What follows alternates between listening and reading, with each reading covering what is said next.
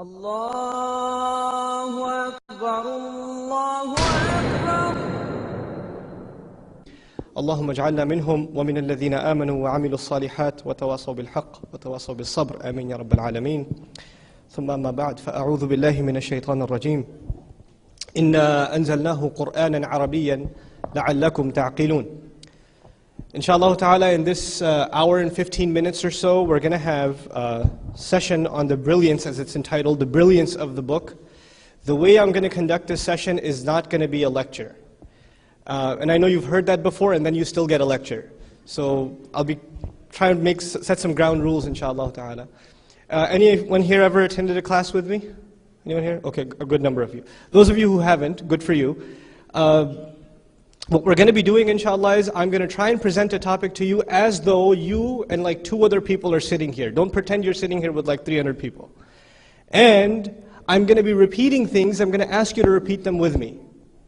And in the middle of it all, I'm going to start asking questions to see if you remember what we just talked about. Okay? And then we're going to build ideas one after the other to get to certain conclusions, inshallah ta'ala.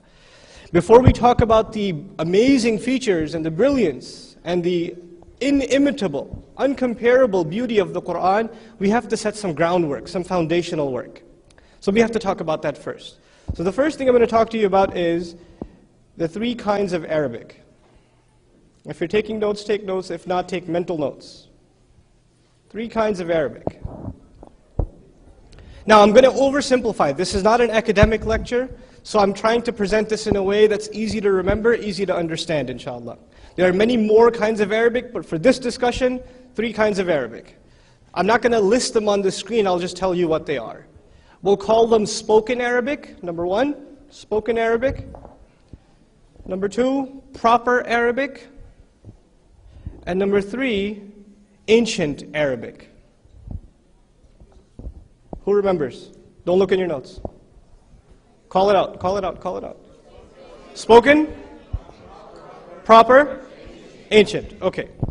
Spoken Arabic is like, another word for it is busted Arabic, or slang, or twisted, demented, mutated, ugly. Also called Ammiya. Ammiya is dialectical Arabic, meaning Egyptians have their own, Algerians have their own, Moroccans have their own, the Lebanese have their own, the people from Khalij, from the Gulf states, they have their own. Everybody has their own, which Arabic? Spoken Arabic. They have their own spoken Arabic, okay? They can be as far apart, for those of you that happen to be Desi, from Urdu to Punjabi. Okay, it could be that far apart. Or in English, it could be like English versus Guyanese. If any of you know, if you've ever heard Guyanese, proper Guyanese, you can't really understand it if you just know English. Unless the Guyanese fellow decides to use English with you. Otherwise, you can't understand, okay? So, though they are related, they're not the same. They're not the same. Now, that's spoken. What were the other 2? Proper and ancient. In that order. Remember them in that order. Spoken, proper, and then ancient. The newspaper, the Arabic newspaper, the Arabic, news television program, Al Jazeera or whatever, that is all in proper Arabic. That's all in proper Arabic. The Arabic term for that is Al-Fusha. Al-Fusha. Also, if you've taken Arabic in college, they call it Modern Standard Arabic. What they mean by that is Fusha, proper Arabic, okay? That's proper language. It's correct Arabic. It's enunciated correctly. It uses the rules of grammar. Spoken Arabic, is it too concerned with grammar? No, but proper Arabic is. Proper Arabic is actually appropriate Arabic, correct Arabic. So when you're learning proper Arabic, when you're learning Fusha, you're learning correct Arabic. There's nothing wrong with it. But I did give you a 3rd category. Ancient Arabic. We have to understand the difference. It's easy to understand the difference between spoken Arabic and proper Arabic. But the one you really have to understand, the one most people overlook, you know which difference it is? Between proper Arabic and ancient Arabic. Ancient Arabic is far more sophisticated, far more advanced, far more complex, far more intricate, far more involved than proper modern standard Arabic. In other words, if you go to Egypt, all your friends are going to study Arabic, you say, I'm going to go study too. You go to Egypt, you come back speaking proper Arabic. That still doesn't mean you have an understanding of what? Ancient Arabic. They're two different things. And for the most part, the subtleties, the complexities, the minor issues in ancient Arabic, the things that Arabs would be able to hear and tell, oh, that's what's going on, that is no longer the case today. So even the average Arab doesn't hear what the Arab of 1400 years ago heard. They hear a different kind of Arabic. So the first thing we have to understand is, why was proper Arabic even born? Why not just keep the Arabic of the ancient times? How come it changed? How come it went through a difference? So that's what we're briefly going to try to explain, okay? So far you're with me? Okay, so what's the mistake of the minister when he critiques the Quran?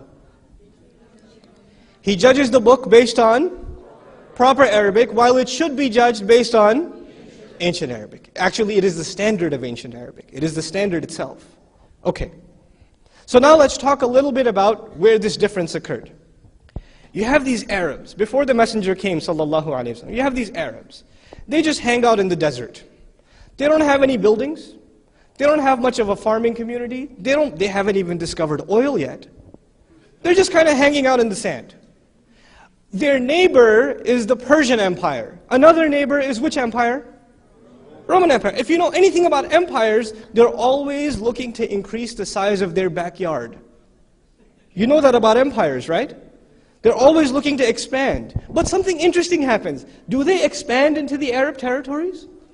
No, they're like, why should we send our soldiers out to get barbecued in the sand? What are we going to get out of this anyway? Leave these Arabs alone, they're useless. They have nothing we can take over. If they have monuments, buildings, cities, natural resources, we should go after them. But they got nothing, so leave them alone.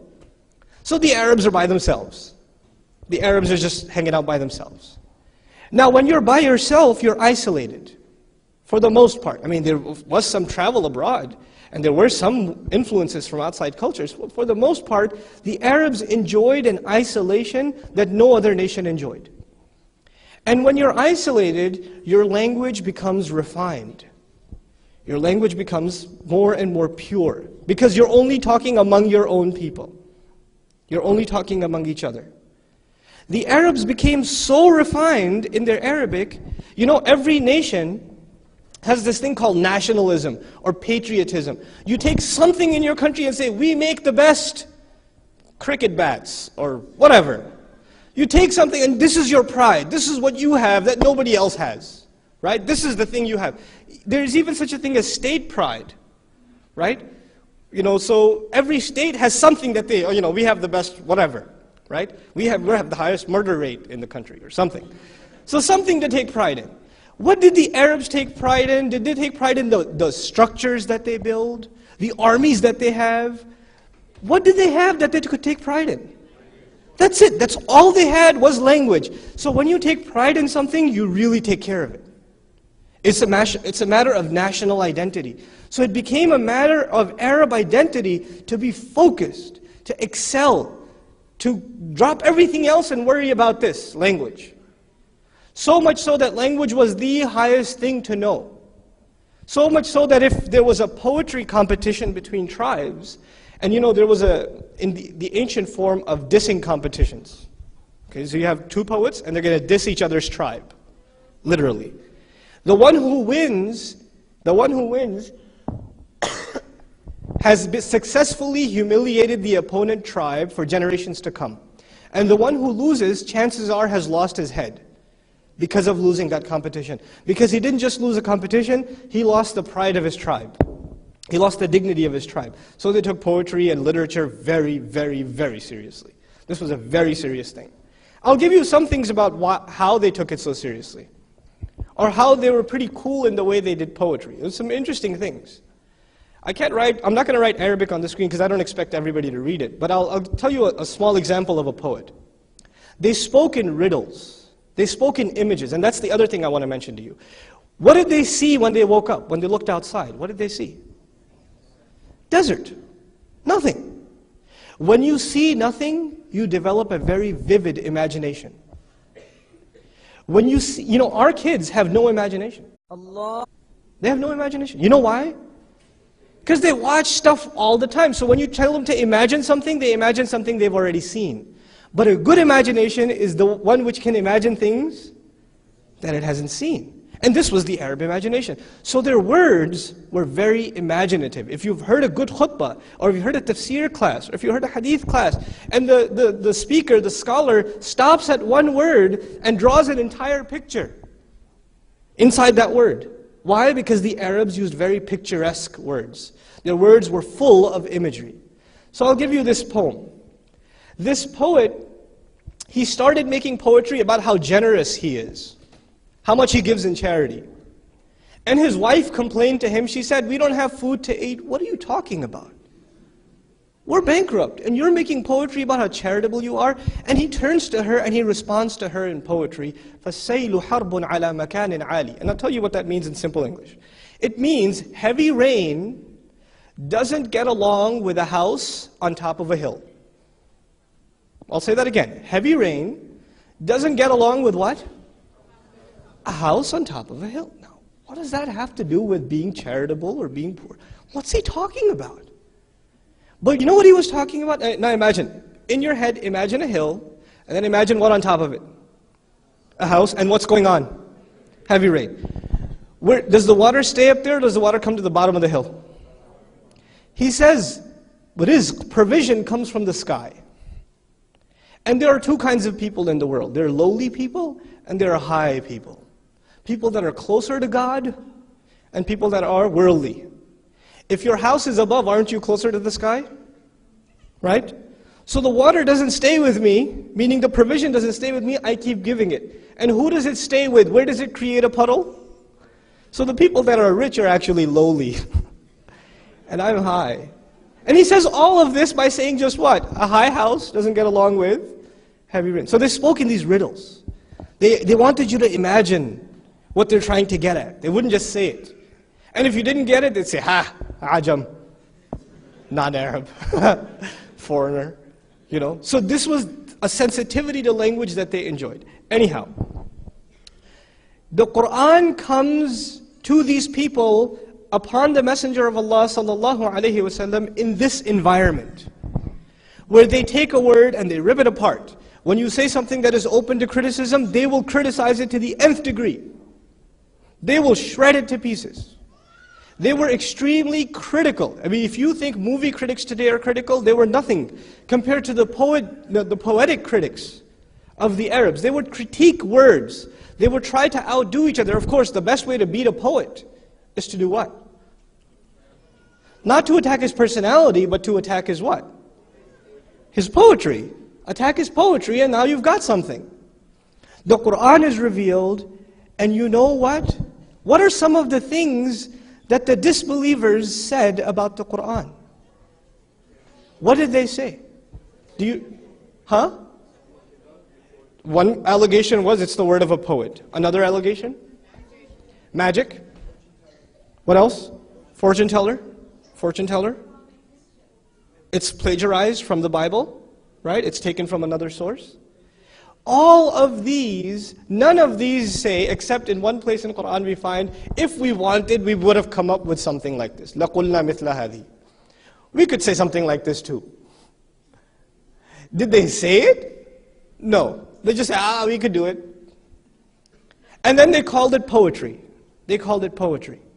And their own poets, when they went to challenge the Messenger of Allah sallallahu alaihi wasallam, they came back swearing, "Wallahi, this is not what?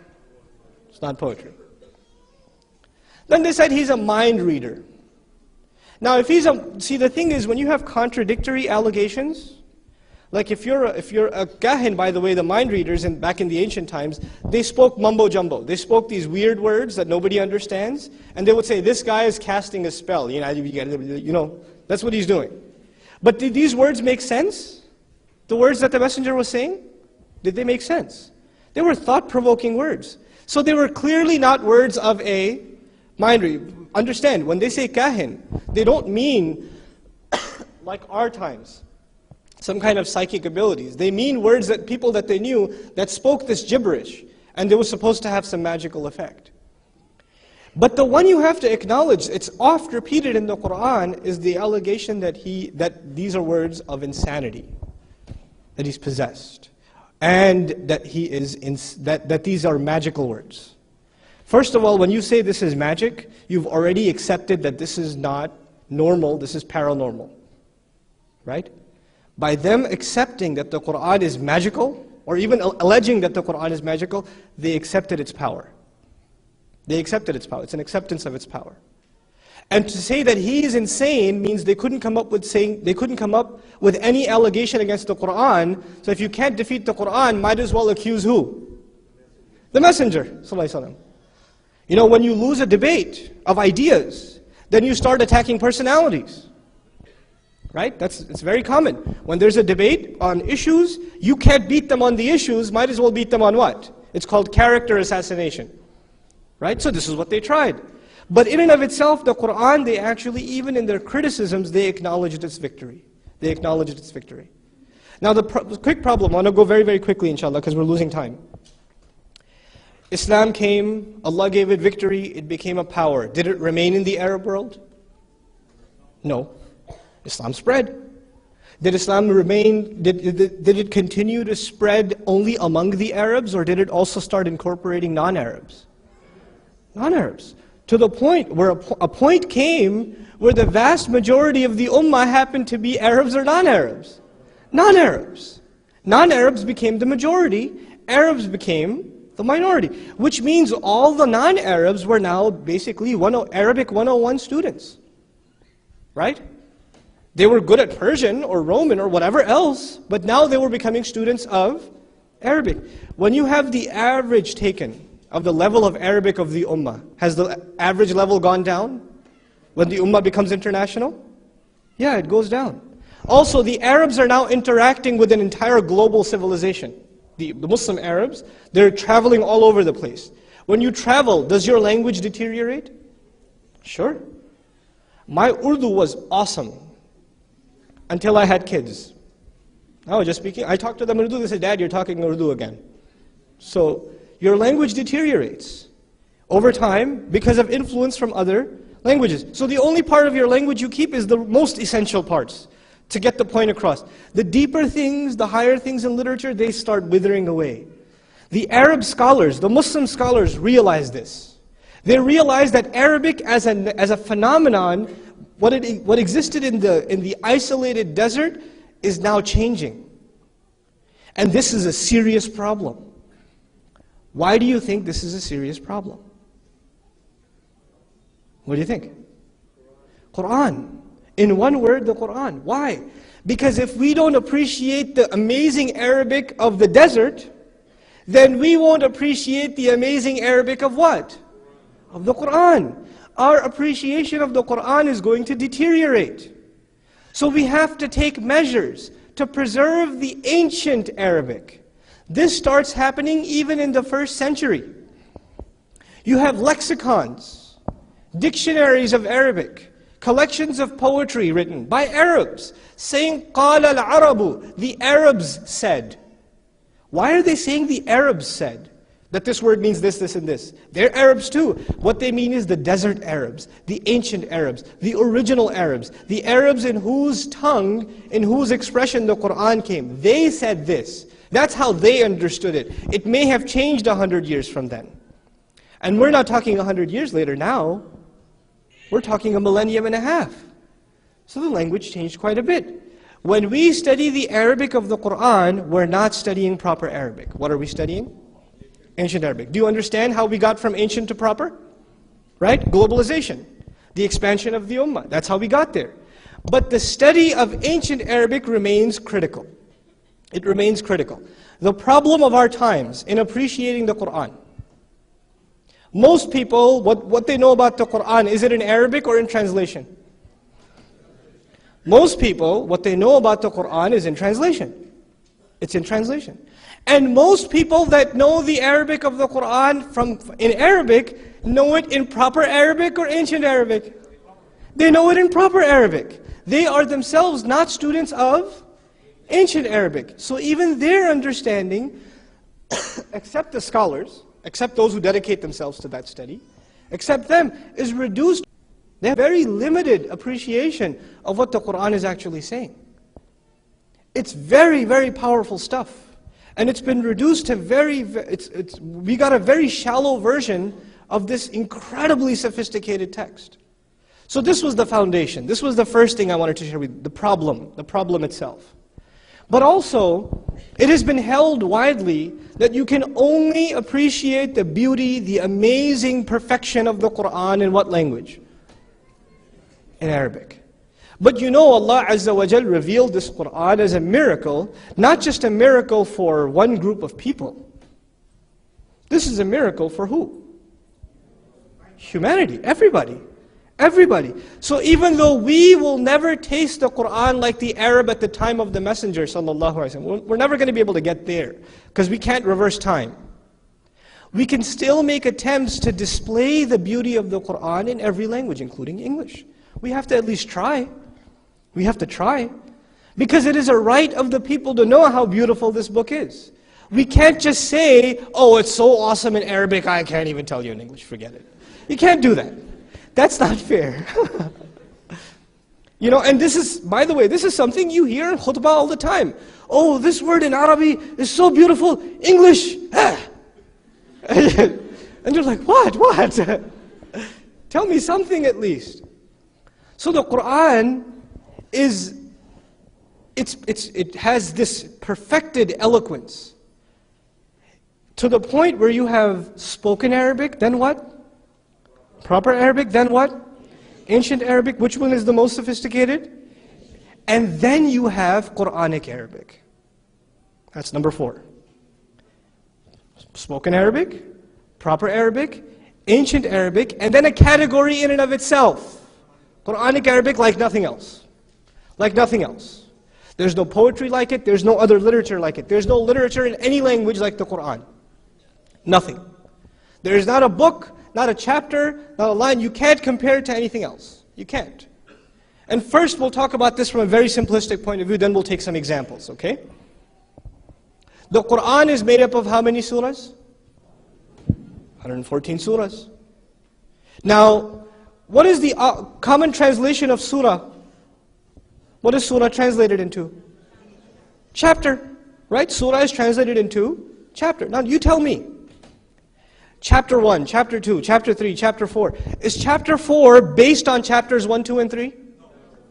No, in every other book it is. In every other book, you don't repeat in chapter 4 what you already discussed in what? Chapters 1, 2, and 3. 4 is based on the first 3. There's no repetition. There's some sort of logical sequence that you can decipher. The Qur'an, does it repeat itself across its quote-unquote chapters? So they're not really chapters. It's not really a chapter. What we call chapter is something else. This is something else. A storybook has chapters too. But what happens? The chronology moves forward. Also, the Qur'an, you can't even divide it, you can't even call it Unit 1, Unit 2, Unit 3. You can't even do that. You know why? Because the Qur'an defies human logic. Are the Madani surahs or Meccan surahs first and then the Madani surahs? No, it's all mixed together.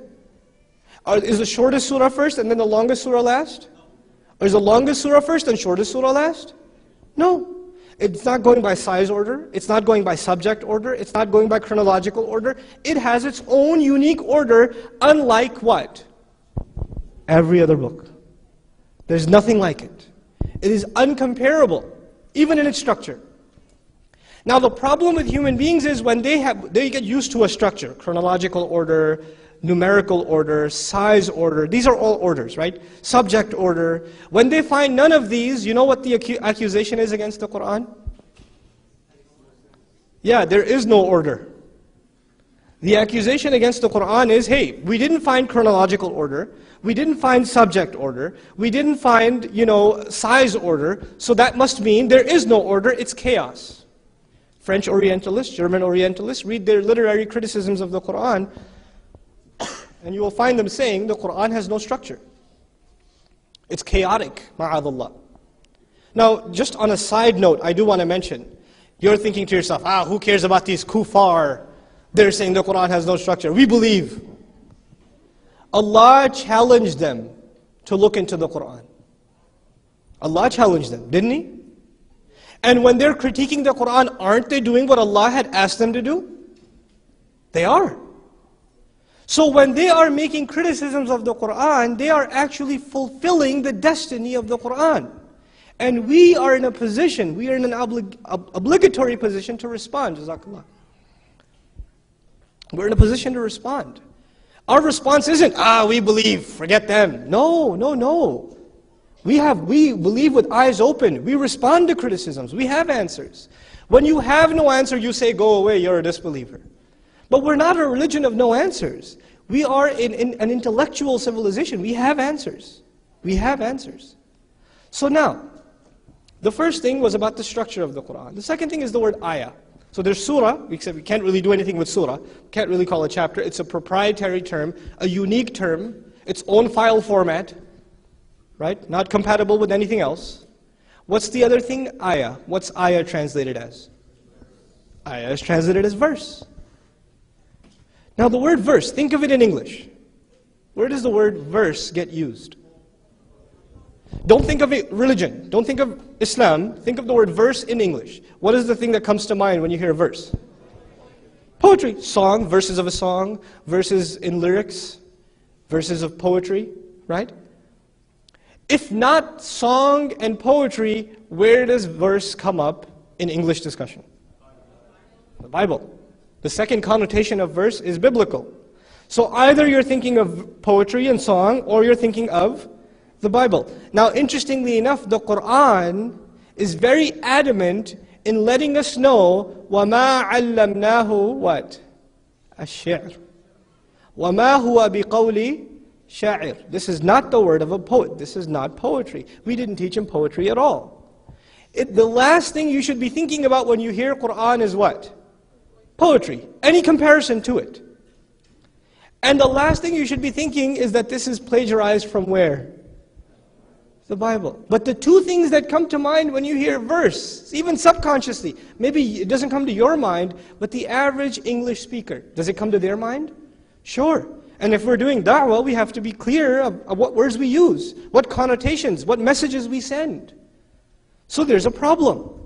The word ayah it's unique. Nothing else has ayat. Nothing else has ayat. Nothing else has surah. The Qur'an has surah, and it has ayat. Unique forms. Can't even call them sentences. You know, can you think of an ayah that's just one word? That's just one word. Can you think of an ayah, anybody? Well, Asr is two words. Ar-Rahman. Ar-Rahman, one word. I can think of 3 ayat that go together to make one sentence. Alhamdulillahi Rabbil Alameen Ar-Rahman Ar-Rahim Maliki Yawmiddin. 3 ayat, but grammatically, one sentence. The previous was 1 ayah, which is 1 word. Now there are 3 ayat, but how many sentences? 1 sentence. And then there are entire passages of inheritance law, or of giving loans, like the entire page in Baqarah. Right, on giving loans. Entire paragraph, but how many ayat? 1 ayah. You can't confine it to any literary form, except one term. There's only one term you can use for the ayah. Ayah. There's nothing else. Nothing else fits. Nothing else can describe it. So Allah gave us this unique literature, which is uncomparable to any other literature. In the little bit of time that we have left, I want to share with you what makes the Qur'an so incredible. We just talked about what makes the Qur'an unique, but not what makes it incredible. Okay, we didn't talk about what makes it incredible yet. Just want to share with you a handful of ayat. When you and I speak, and babies cry, when you and I speak, we organize our thoughts. I come to this speech, I say to myself, first I'm going to talk about this, then I'm going to talk about this.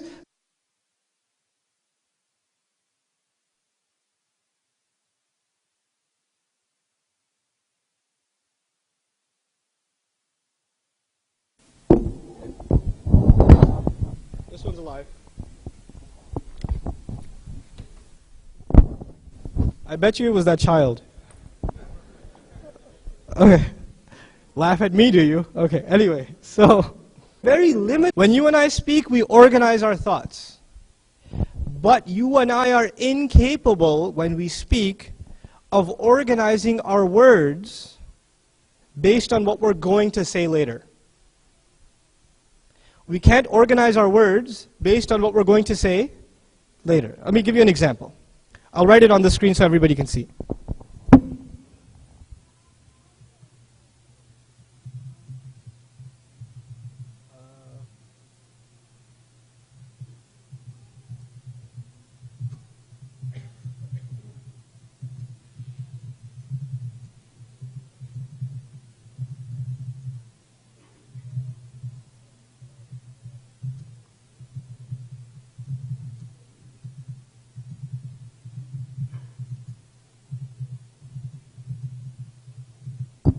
Okay, look at this example. Read the first line with me. Kafa billahi. Kafa billahi. Repeat after me.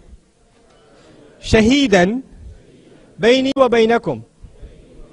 Kafa billahi. Bayni wa baynakum.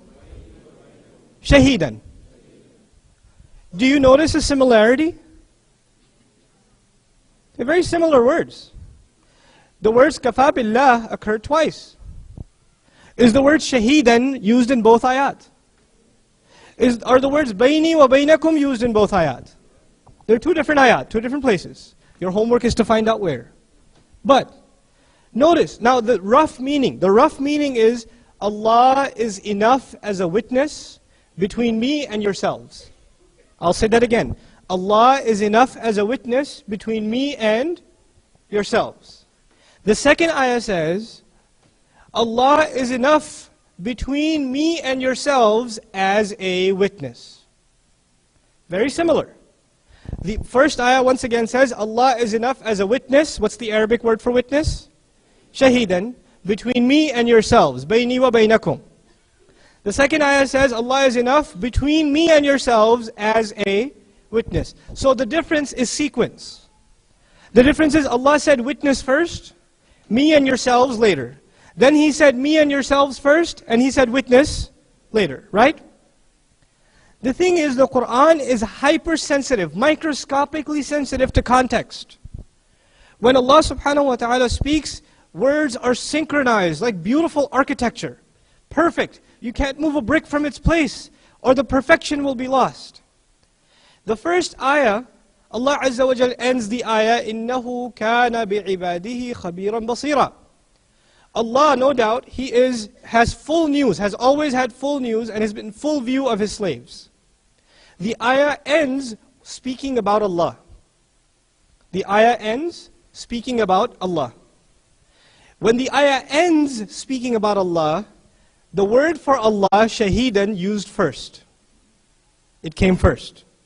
The next ayah ends, أُولَٰئِكَ هُمُ الْخَاسِرُونَ. I'm skipping some words. But it speaks about people that are losers. One ayah ends, they begin similarly, but one of them ends speaking about Allah. The other one ends speaking about not Allah but people. When the ayah ends speaking about Allah, it begins with mentioning Allah's attribute as shaheed first. When Allah ends the ayah speaking about people, the ayah begins with mention of between me and yourselves. Between me and yourselves. Isn't that people? People first. So what is about to be said in the future actually has an influence on how words are organized even before. We don't have that ability when we speak. We don't have that capability when we speak. Even when we write, we're not that sensitive. But the Quran was not revealed as a written word. It was revealed as what? A spoken word. It was revealed as a spoken word. Allah Azza wa Jalla says, نَحْنُ نَرْزُقُكُمْ وَإِيَّاهُمْ. We provide you and them. We provide you and who? Them. In another place He says, نَحْنُ نَرْزُقُهُمْ وَإِيَّاكُمْ. We provide them and you. One place He says, we provide you and them. Other place He says what? We provide them and you. To us it's the same thing. To us the sequence, normal people when they speak, they wouldn't be so sensitive to you came first, them came later. It's the same thing. But in the Quran, this is hypersensitive. وَلَا تَقْتُلُوا أَوْلَادَكُمْ مِنْ إِمْلَاقٍ. Don't kill your children because of poverty. Don't kill your children, what? Because of poverty. When he says because of poverty, poverty already exists. When poverty already exists, who are you worried about feeding? Yourself. So Allah says, we provide you and them. Then He says, وَلَا تَقْتُلُوا أَوْلَادَكُمْ خَشْيَةَ إِمْلَاقٍ. Don't kill your children out of fear of poverty. Not because of poverty, but fear of poverty. Fear is something in the future. Like the children who are coming in the future. So He says, we provide them and you. SubhanAllah. It is so perfect, the word. When you study it, when you study and this is just one area of the Qur'an's perfection, the placement of words, the sequence of words. This is just one area. Another area I'd like to share with you, perfection of the choice of words. Choice of words. You know who the messenger Shu'aib is? Shu'aib? Which nation was he sent to? He was sent to Madian. وَإِلَى مَدْيَنَ أَخَاهُمْ شُعَيْبًا. To Madian, we sent their brother, what? The brother who? Shu'aib. Remember, the phrase is, وَإِلَى مَدْيَنَ أَخَاهُمْ شُعَيْبًا. To Madian, we sent their brother, Shu'aib. Allah Azza wa Jal in Surah Ash-Shu'ara, He speaks about lots of prophets. إِذْ قَالَ لَهُمْ أَخُوهُمْ نُوحٌ. When their brother Nuh said to them. إِذْ قَالَ لَهُمْ أَخُوهُمْ هُودٌ. How should I translate? When their brother Hud said to them. وَإِذْ قَالَ لَهُمْ أَخُوهُمْ صَالِحٌ. How should I translate that? When their brother Salih said to them. إِذْ قَالَ لَهُمْ شُعَيْبٌ. When Shu'aib said to them. For everyone else, he said, their brother Nuh said, their brother Salih said, their brother Hud said, their brother Lut said, but when it came to Shu'aib, what did he say? Shu'aib said. He didn't say what? Their brother Shu'aib said. He didn't say that. He skipped out on their brother. Now in another place in the Qur'an, he says, like I told you, وَإِلَى مَدْيَنَ أَخَاهُمْ شُعَيْبًا. To Madian, we sent their brother Shu'aib. In this surah where everybody gets the label brother, brother, brother, brother, brother, the only one who doesn't get the label is who? Shu'aib alayhi salam. Why? Why would Allah Azza wa Jal take that word away? What nation was He sent to? Madian. Madian has another name in the Qur'an, you know? Ashabul Aika. Another name is Ashabul Aika. Now, Madian is a race of people and it's also a place. It's a race of people and it's also a place. Now, Aika was a giant tree that they used to worship. So when Allah calls them the people of Aika, is that their racial name or their religious name? That's their religious name. In the surah where I told you, إِلَى مَدْيَنَ أَخَاهُمْ شُعَيْبًا. To Madian, we sent their brother Shu'aib. When it comes to his race, is he their brother? When it comes to his race, it's the same race, same people, same region, he's their brother. But in Surah Ash-Shu'ara, Allah Azza wa Jal says, كَذَّبَتْ أَصْحَابُ الْأَيْكَةِ الْمُرْسَلِينَ. The people of Aika lied against the messengers when Shu'aib said to them, he says Shu'aib, not their brother Shu'aib, because Allah used the name Ashabul Aika, the name of their religion. When it comes to their religion, is he their brother? So he says Shu'aib said. He doesn't say their brother Shu'aib said. There is this degree of sensitivity in the Qur'an, in its literary form, that you don't find anywhere else. It's impossible. And it's consistent, over and over and over again. Look at this ayah. Allah Azza wa Jal says,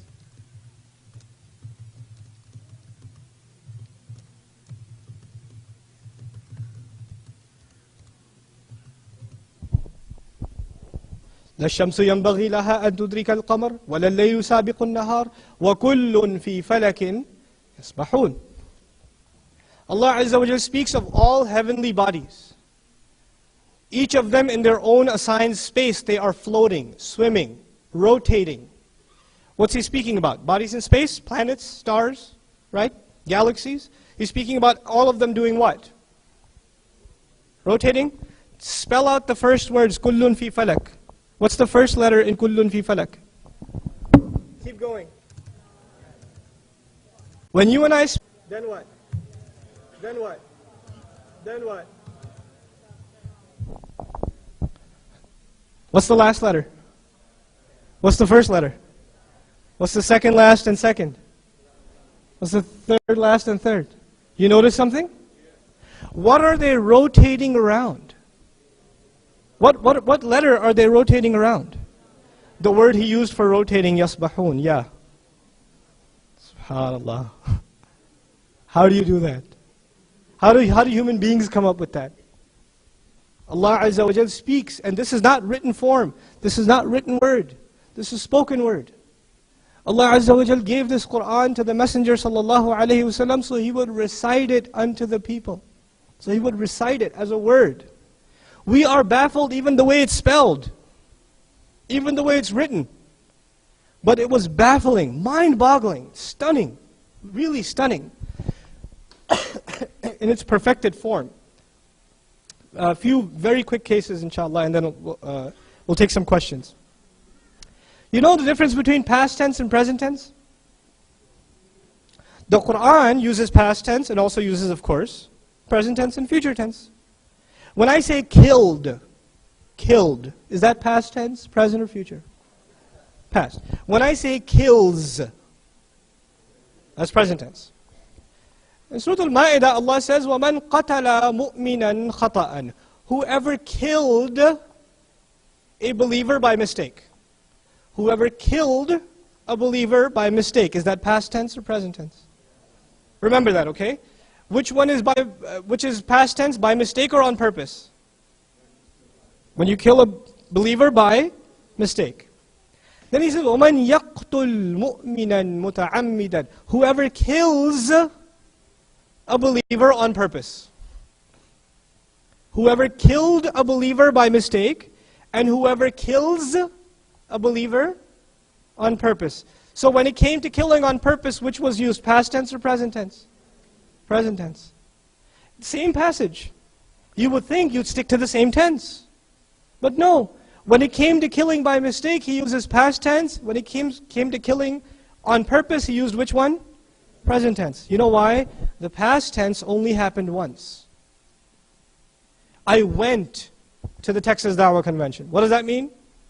One time. I go to the Texas Dawah Convention. What does that mean? I go every year. Right? So now here, Allah subhanahu wa ta'ala speaks of a person who killed by mistake. How many times do you kill someone by mistake? You only commit murder by mistake once. The second time you say, oh, mistake, then... So the one who kills on purpose is a perpetrator, and he should be punished because chances are what? He'll do it again, hence the present tense, because it has continuity. The past tense murderer, because it's mistaken. The present tense, because it's on purpose. There's continuity. SubhanAllah. Even in the tense, even in the choice of words, the tense of words, there is such hypersensitivity that does not exist in any other literary form. These are the things that are lost. These are the things that are lost when you stop becoming students of what language? Don't say Arabic, that'll disappoint me. Quranic Arabic with ancient Arabic. Ancient Arabic, and its perfected form is Quranic Arabic. Ancient Arabic never reached where Quranic Arabic reached even. So the pinnacle of it is Quranic Arabic. This is why the standard of Arabic is the Quran. The standard of Arabic, to judge whether something is good Arabic or bad Arabic, the standard of it is the Quran. This is even understood and appreciated by non-Muslims, non-Muslim Arabic literaries. SubhanAllah. Last two, inshallah, examples, and then I'll take your questions if you have any. Allah Azza wa Jal says, and this is about the unique placement of words. وَكَذَلِكَ جَعَلْنَاكُمْ أُمَّةً. Anyone know? وَسَطًا. وَكَذَلِكَ جَعَلْنَاكُمْ أُمَّةً وَسَطًا. This is how we made you, and that is how we formed you, a middle nation, a balanced nation. Wasat literally is right in between. فَوَسَطْنَ بِهِ جَمْعًا, Surah Al-Adiyat, they get right into the middle of the gathering, the horses, they penetrate. So Allah made us a middle nation, a balanced nation. This is ayah number 143 of Surah Al-Baqarah. Ayah number what again? 143. Of a total of how many ayat of Surah Al-Baqarah? It is the middle ayah of Surah Al-Baqarah. 143, half of 286. And the middle ayah says, we made you a middle nation. SubhanAllah. SubhanAllah. Last one. There are many angles that we could talk about this subject from, but we'll hold off on that until the seminar in April, inshallah, if you're coming. We'll talk about these areas of the Quran in depth. At the end, I'll share with you just some areas that we're going to try and explore. But as a last one, this is very subtle, very small. Two come to my head, so I'll share two with you. Allah Azza wa Jal, I think this is the fourth, or something like the fourth ayah of Surah Al-Ahzab. How much time do I have, by the way? 15 minutes, sweet. Okay. Question two? Okay, great.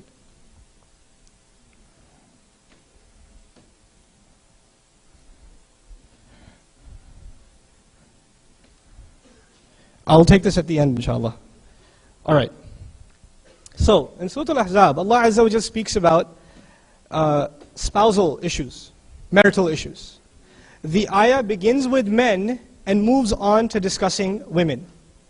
The ayah begins with men and moves on to what? Women. مَا جَعَلَ اللَّهُ لِرَجُلٍ مِّن قَلْبَيْنِ فِي جَوْفِهِ. Allah did not put two hearts inside of any man. He says, Allah did not put two hearts inside of any man. لِرَجُلٍ مِّن قَلْبَيْنِ فِي جَوْفِهِ. The rest of the ayah speaks about the azwaj, the spouses. Now the thing is, Allah Azza wa Jal did not say, Allah did not put two hearts inside of any human being. He excluded who? Yeah, He just said He didn't put two hearts inside of any man.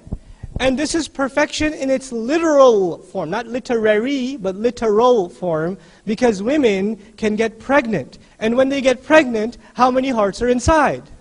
Could be two or more. So Allah says He didn't put two hearts inside of any man. SubhanAllah.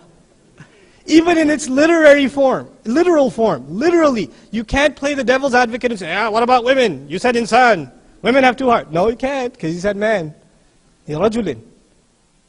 There's this thing in Arabic called idgham. You may have heard of it in tajweed. It's also in sarf. In sarf, it's the science of morphology of Arabic.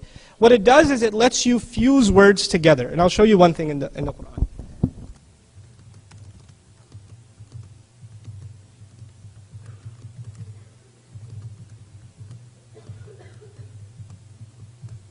Okay, read the first word out loud for me. Yatadabbaru. Yatadabbaru. What's the second word? Yadabbaru. They're actually the same word. The Arab says, Yatadabbaru, too much work. So let's just take the ta and the dal and fuse them together, put a shadda on top, make life easier. So he says, Yadabbaru. They're the same word.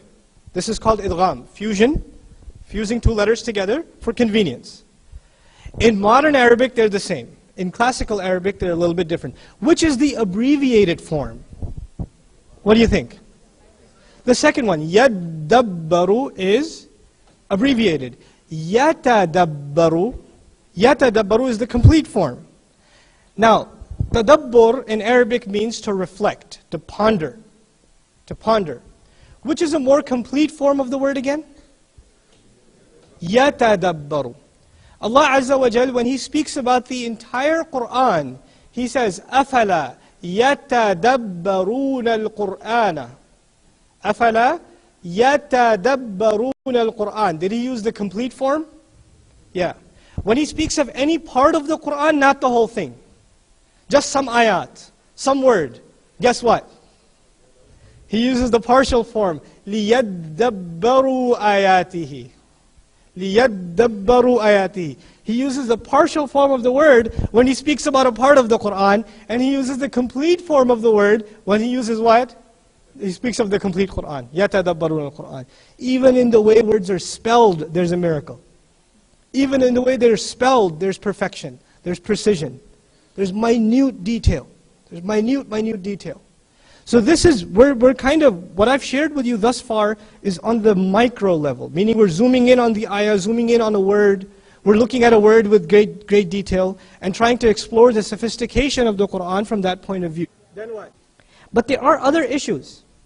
For instance, Allah Azza wa Jal, He gives many examples in the Qur'an. He gives many examples. You want to do an example before we go? Just one? One of my favorites? Okay, we'll do one of my favorites. Some of you may have heard this before, but that's okay. It's good to remember. Allah subhanahu wa ta'ala, He speaks in Surah Al-Hajj. Surah Al-Hajj is surah number 22. This, I believe, is ayah number 31. حُنَفَاءَ لِلَّهِ غَيْرَ مُشْرِكِينَ بِهِ. They are solely dedicated to Allah while not committing any shirk with Him whatsoever. وَمَنْ يُشْرِكْ بِاللَّهِ. And whoever was to commit shirk with Allah, or is to commit shirk with Allah, فَكَأَنَّمَا خَرَّ مِنَ السَّمَاءِ. Then it is as though he fell from the sky. I want you to remember this example. Whoever does shirk with Allah is like someone who fell from the sky. فَكَأَنَّمَا خَرَّ مِنَ السَّمَاءِ. This is the first part of the example Allah gives, the comparison between the mushrik and the guy falling from the sky. Then He says, فَتَخْطَفُهُ الطَّيْرُ. Then birds are snatching off of him. Birds are having lunch on this guy. Birds are eating him. أَوْ تَهْوِي بِهِ الرِّيحِ فِي مَكَانٍ سَحِيقٍ. Or wind is blowing him away to a far-off, uncharted place. Three parts of the example. First part, he's falling from where? The sky. Second part, what's happening? Birds are eating him. Third part. Wind blows him away to a far-off place. Nodeki, a famous Orientalist, one of the first pioneer Orientalists who critiqued the Qur'an, he wrote that an example, the point of an example is to make sense to the audience. After all, why does a teacher give an example? To make the subject easy, right? The subject is hard, let me give you an example. Now if my example is harder than the subject, then it kind of beats the point, right? So you have to give examples to the audience, to the listener, to the student, that makes the subject easy, that makes the subject more approachable. It's something you can relate to. Nodeki argues, look, falling from the sky, nobody's ever seen it. I can't relate to it. Neither could the Arabs. Even if not the day of airplanes, who could ever have imagined falling from the sky? Example doesn't make sense. Then he says birds are eating from him. He argues 9.8 something meters per second square. What kind of birds are these? That this guy is falling with acceleration due to gravity and these birds are still eating him. And what size of birds are these? They're eating a live man as he's falling from the sky. Beyond imagination. Can't see this happening. Then he says, well, you're falling from the sky. If you fall off to an uncharted place, or you fall in a famous place, aren't you equally dead? So what's the point of falling in an uncharted place? So he critiques the example. He says the example doesn't make sense. The only problem, once again, his criticism is based on proper Arabic without an understanding of what? Ancient Arabic. One of the things I didn't tell you about ancient Arabic is that it has its own expressions, idioms. An idiom in English is that's cool. If you said that's cool 100 years ago, I say, what are you talking about? It's Florida. It's not cool. So you wouldn't think of that's cool the same way. The words are the same, but the meaning's changed. Isn't that true? Right? The words are exactly the same. We're living in crazy times. Kids go to a basketball game, they come out and they say, that's cool. And the other kid says, that was hot. And they mean the same thing. Right? So, expressions change. Expressions change. The Qur'an uses expressions of the ancient Arabs. Did those expressions change over time? Yes. You have to understand, if you take the expression and you understand it literally, you've lost the meaning. It's not literal, it's an expression. You have to understand the expression behind it. Like when somebody says to you, no use crying over spilt milk. You say, I didn't spill milk, I lost my job, man. You've missed the point, all right? There's an expression. So, but anyhow, let's quickly go to this example so we finish on time. I have how much time? Okay, so I'll take my time. All right, 15 minutes. I'll take less, inshallah. All right, so here's the thing. Allah Azza wa Jal speaks of the one falling from the sky. By the way, who was this person being compared to? The guy falling from the sky, what's he? Mushrik. Most of the Arabs at the time. Most of these Arabs didn't believe in an afterlife. Most Arabs believed that the only thing you have to look forward to is what? Death. There's nothing after that. It's game over. That's it. So if the only thing ahead of you is what? Death. And you're being reminded about hellfire and resurrection and the sun and the moon colliding, you say, no man. In hiya illa hayatuna dunya. This is just worldly life of ours. Namutu wa nahi. We live, we die. That's it. There's nothing more. I don't understand this whole akhirah stuff. Allah Azza wa Jalla speaks to this adamant, this disbelieving mind. trying to relate to this audience. The only thing they have to look forward to if there's no hereafter is what again? Death. If you know anything about the Arabs, they were a warrior people. They were really big on their tribal warfare pride. Right? Nowadays we have sports teams. Right? We take pride in a sports team and people paint their faces and all that kind of stuff. Their pride was their tribe and their battles. The worst kind of death legacy you can leave behind is the death of a coward. The death of a loser. Because after all, once you're dead and there's no hereafter, what's the only thing left of you? Your legacy, your reputation. That's all that's left. So now, to the Arabs, they use this expression, falling from the sky, even before the Quran was revealed. They used to say falling from the sky all the time. You know what they meant by it? They meant that there are two tribes fighting. One tribe is on top of the cliff, the other tribe is on the bottom of the cliff. Which one has the advantage? The guy's on top. Despite being on top of the cliff, if they still lost in battle, and the enemy did what with their bodies? Chuck them off the cliff. They used to call this what? Falling from the sky. There are two scenarios. Either they lost, which means they were lousy fighters, despite having the advantage, or they were running away, retreating from the enemy, and in their retreat they trip, and what happens? They fall, so they died the death of a coward. Either they died the death of a loser or a coward. These are the worst legacies that the Arabs would ever want to leave behind. The ugliest kind of end they could imagine would be captured in the words, falling from the sky. Allah speaks to these mushrik Arabs who don't have any concept of the hereafter, who have no concept of the humiliation of the Day of Judgment, so He gives them a word that will help them understand from their worldview. What's the ugliest thing you can imagine? Let me tell you, shirk is like that. Shirk is like falling from the sky. When you die in battle, you know, this is ancient human tradition. When people die in battle, two sides collide, corpses are lying all over the place. Once the battle is done, what happens to those corpses? Each side comes with their people and takes their dead and gives them a proper burial. Isn't that what happens? Unless you feel that your soldier was a traitor or a humiliation or an embarrassment to your tribe, then nobody comes for you. And when nobody comes for you, guess what comes for you? Birds, at-tayr, which in Jahili shi'r, in classical poetry, is used more than often for vultures, birds of carrion, eating dead meat. So now birds are gnawing away at this humiliated corpse, who is disassociated from its own tribe people. They don't even want to have anything to do with him. These disgusting birds eat their lunch, and even they don't want any more. Even they don't want any more. Now what comes? Now a wind comes and blows off whatever scum of you is left into uncharted territory. You're just trash on the earth. Decomposed trash on the earth.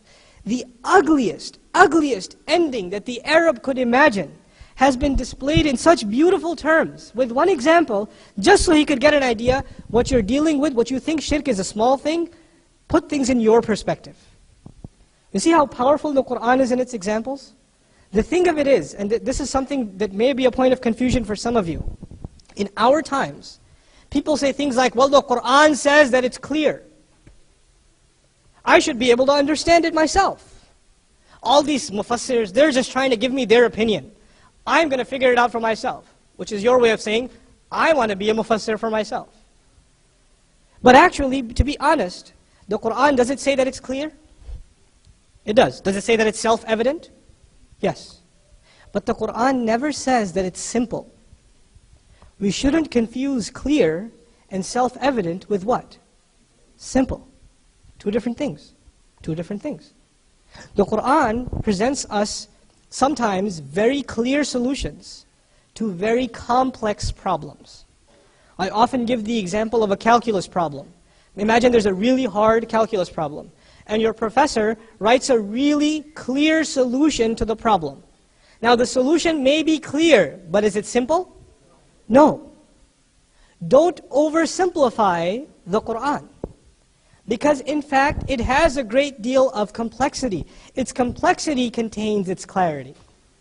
Don't confuse simplicity with clarity. They're two different things. In many places the Quran is simple, yes. But in many, many more places the Quran is complex. Now, does the Quran have universal guidance? Universal benefit? Across generations? It's timeless? The other argument you get is if the Qur'an is timeless, why do we have to study history to understand the Qur'an? The Qur'an's message, the Qur'an's lessons, the Qur'an's wisdom, the Sunnah's wisdom too, they're all timeless. They're all timeless. But the Qur'an's language, the Qur'an's mode of communication is not timeless. It was revealed in a very particular time with very particular language. So if you want to get the timeless lessons out of the Qur'an, you have to study what? Ancient Arabic. You have to go back in time. You have to go study that particular language in which the Qur'an was revealed. Not doing justice to that language waters down, sometimes even deforms the message of the book. It sometimes even deforms the message of the book. The aspects of the Qur'an that I didn't share with you today were from the grammatical point of view. I didn't talk to you about the oaths in the Qur'an. I didn't talk to you about the structure of the surah, how Allah Azza wa Jal organizes the surah, how the surahs are laid out next to each other to form complete literary units and structures. We didn't talk about these things. I just talked about here and there, sporadically, a few examples of the literary beauty and marvel of the Qur'an.